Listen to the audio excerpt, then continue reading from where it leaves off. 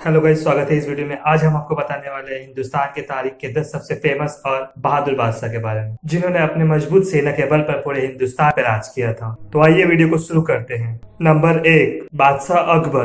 अकबर मुगल साम्राज्य का एक अजीम बादशाह था। इसकी पैदाइश 1542 ईस्वी को हुई थी। इसके वालिद का नाम हुमायूं और माँ का नाम हमीदा बानो बेगम था। अकबर जब 13 साल का था, उसके पिता हुमायूं की मौत हो गई। उसके पिता की मौत के बाद उसे मुगल साम्राज्य का राजा घोषित कर दिया गया। इतने कम उम्र होने के बावजूद उसने राजपाट संभाली।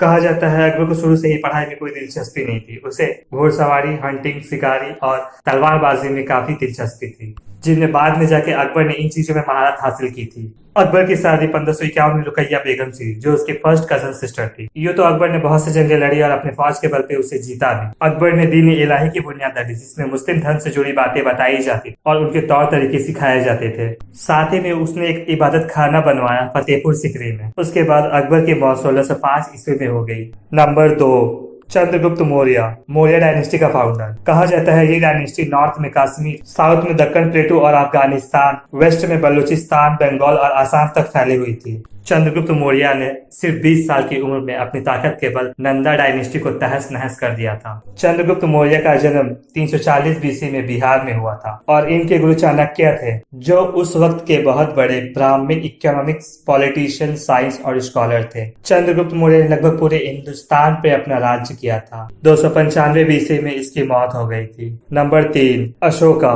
कहा जाता है हिंदुस्तान में बुद्धिज्म फैलाने के पीछे अशोका का सबसे बड़ा हाथ था। अशोका का जन्म 304 बीसी में पटना में हुआ था। बिंदुसारा और महारानी धर्मा के बाद ये मौर्य डायनेस्टी का तीसरा सबसे बड़ा रूलर था, जिसका मकसद सिर्फ पूरे हिंदुस्तान में राज करना था। मौर्य डायनेस्टी के गद्दे को हासिल करने के लिए इसने अपने 99 भाइयों को मौत के घाट उतार दिया। नंबर 4, बहादुर शाह जफर। बहादुर शाह जफर का जन्म 1775 ईस्वी में दिल्ली में हुआ था। इसके पिता का नाम अकबर साटू और इसके वालिदा का नाम लाई बाई था।